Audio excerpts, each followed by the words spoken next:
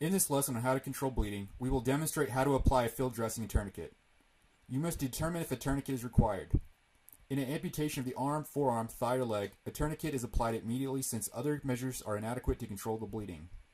In combat while under enemy fire, a rapidly applied tourniquet is the initial method used to control life-threatening bleeding from the limb. Once you and the casualty are in a safe location, then you can reevaluate the tourniquet. But first, we'll go over how to control the bleeding without a tourniquet, and if continued action is required, then to perform the procedure for applying a tourniquet. To begin, if possible, expose the wound first by pushing or cutting away loose clothing around the casualty's wound. This will enable you to better view the extent of the injury. Do not attempt to remove material stuck in the wound to prevent further injury. You'll want to apply an emergency bandage, which can be used as a field dressing and pressure dressing. For more serious bleeding, you may want to apply combat gauze. Combat gauze is a 3-inch by 4-yard roll of gauze with a hemostatic agent, kaolin. This material is a procoagulant and will cause blood to clot when it comes into contact with the blood. This action, along with the pressure of packing it into a bleeding wound and applying manual pressure, causes the wound to stop bleeding. Combat gauze is used for serious arterial bleeding. Open the clothing around the wound.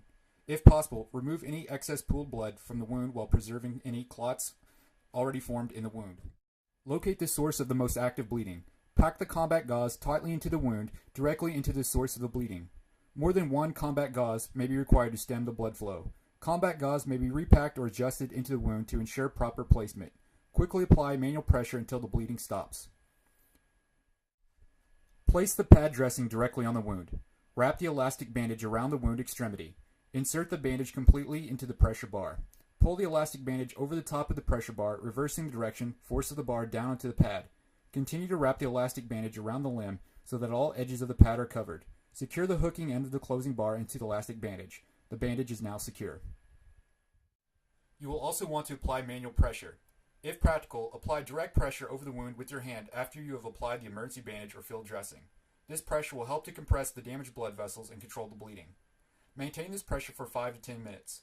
If the casualty is conscious and can follow instructions, you can have him apply the manual pressure himself. It is recommended that you apply continuous pressure for 3 minutes. Apply a pressure bandage to the wound to secure the combat gauze in the wound. If blood continues to seep from the dressing after you apply the manual pressure, apply a pressure dressing. If an emergency bandage has been applied, tighten the bandage to form a pressure dressing. The emergency bandage can be used as a field dressing and as a pressure dressing. If bleeding persists from a major artery of the thigh, lower leg, arm, or forearm, and you've applied firm hand pressure, but the dressing has become soaked with blood and the wound continues to bleed, apply a tourniquet. The tourniquet is a constricting band placed around the extremity to stop arterial bleeding by stopping blood circulation to the part of the limb below the tourniquet. You must remember a tourniquet may be left in place for 2 hours without major complications. However, if you are unable to control bleeding except with the tourniquet, it is better to sacrifice a limb than to lose a life due to excess bleeding. If an amputation is complete or the limb is partially severed, a tourniquet is required. Even if there is a lack of bleeding, which is due to the body's normal defenses, bleeding will begin soon. This is the steps for applying a combat application tourniquet.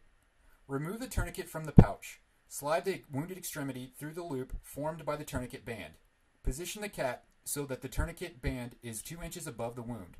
Pull the band tight and securely fasten the tourniquet band back on itself. Adhere the tourniquet band around the limb. Twist the windlass rod to tighten the tourniquet band. Continue tightening until the bright red arterial bleeding has stopped and the distal pulse is eliminated. The darker bleeding from the veins may continue draining for a while. Place the windlass rod inside the rod locking clip, locking the rod in place and keeping the tourniquet from untwisting. Check to make sure that the arterial bleeding has not started again and the distal pulse is still absent.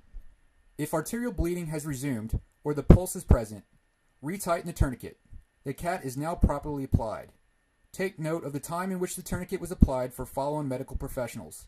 The casualty is now ready for transport.